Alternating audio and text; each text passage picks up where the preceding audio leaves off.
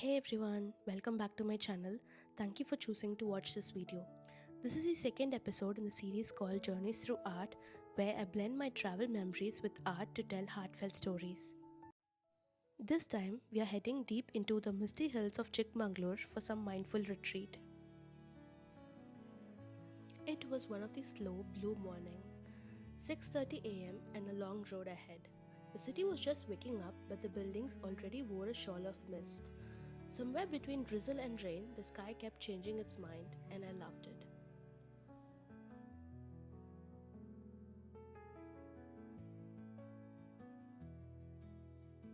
After hours of scenic roads, the last kilometer to our stay was its very own adventure. Rocky, uneven, and a little tricky for the car, but it felt like a secret path that leads to something worth it. Yeah, we finally reached Tanmatrra, a solar-powered eco resort tucked in the hills in Chikkamagaluru.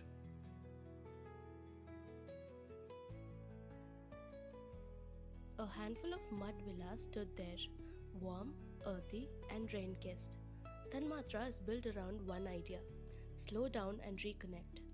Everything here is crafted to make you pause. The rammed earth cottages are made of mud and lime, naturally cool and cozy, and no air conditioners needed. There are just 5 to 6 cottages, so you feel like you have the entire forest to yourself. The air smells of wet grass and coffee plants. There's no loud music, no TV, and honestly, barely any network. It's kind of digital detox we all need. We parked, pulled out our bags, and the first thing that hit me wasn't the view. It was a sound. A gentle stream flowing nearby. It murmurs, wrapping the whole place in calm, like nature's own playlist, alive with birds and rustling leaves. We followed the sound and found it tucked under the trees. Clear water glistening in sunlight, slipping gracefully over the rocks.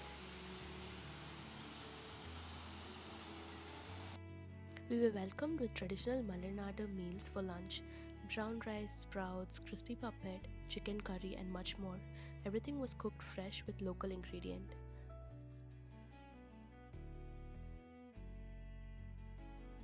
After the lunch, we took a short break in our room while it drizzled outside. Once the rain slowed down, we explored the play area.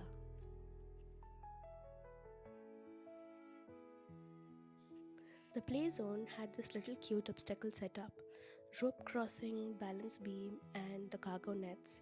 Total throwback to childhood days. And of course, a wooden swing to end it with a chill note. Just a few steps away, we found a small pond filled with fish, dozens of them swimming in the water. There is something oddly meditative about just standing there watching them ripple the surface. It reminded me how nature has its own rhythm, unbothered and beautiful.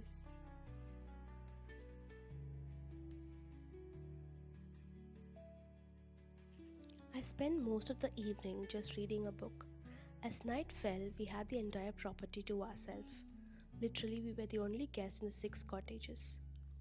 For dinner, the host set up a private barbecue for us. Fire crackling, marinated chicken roasting, just the sound of crickets and the stream nearby.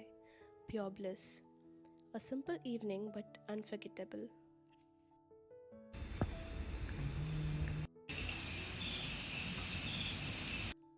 The next morning was slow and misty. Even though we couldn't see the actual sunrise, the way the clouds moved across the hills with the sun behind them felt magical. We could hear birds everywhere. After a warm, jaggery coffee, we set out to explore the stream we heard about all evening.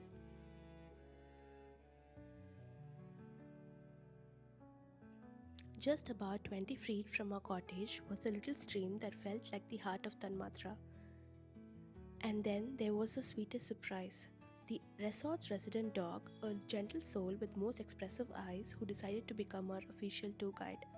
From the moment we stepped out of the cottage, he tagged along everywhere, trotting ahead like he was showing us the favorite spot.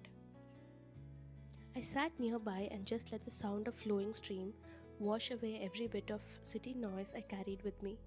Hari could not resist and waded right in, laughing like a kid, while I stayed back on the rocks just soaking in every second.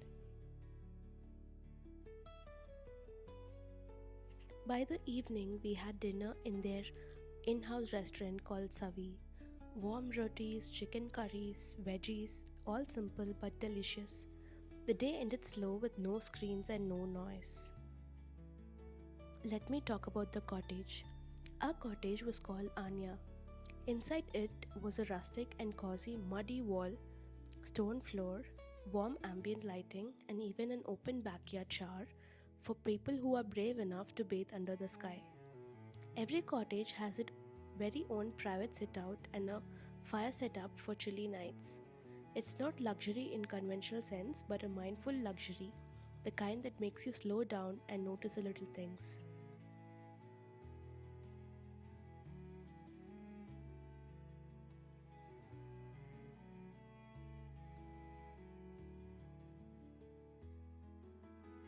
The next morning, we had our final breakfast at the place, which was simple and wholesome: poha, paddu, fresh fruits, and coffee. Before heading back, we decided to visit Cafe Tatwa. Perched on hilltop about an hour away, the drive itself was stunning: mist-covered hills, narrow guards, and coffee plantation all around. We sat by the window watching the rain while sipping coffee. I ordered spaghetti and tiramisu, and Hari got fried chicken sandwich. The food was secondary, it was a view that stole the show.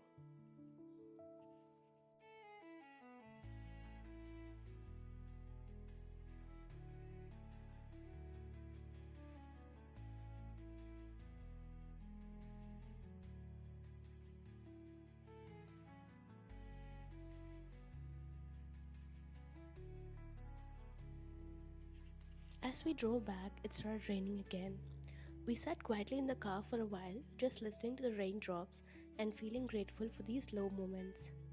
2 days at Tanmatrra felt like a reset button, exactly what we needed. And of course, no travel vlog of mine is complete without an art moment. This stream inspired me so much that I wanted to capture it in my own way. I took my GoPro under the water to show you what it looked like and then turned it into an illustration. I wanted to capture not just what we saw, but how it felt: playful, alive, and magical. Hari and I are swimming beneath the stream, surrounded by bright corals, seashells, tiny crabs, and curious little fish gliding by. It's my way of bottling that memory, turning an ordinary stream into an underwater world we carried in our hearts.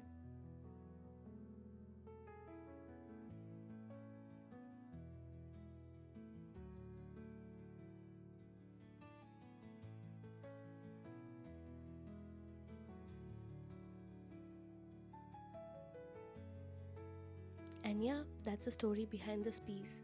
Not just a drawing, but a memory reimagined. Thank you for watching, and I hope it inspires you to pause, feel, and create. See you in the next video.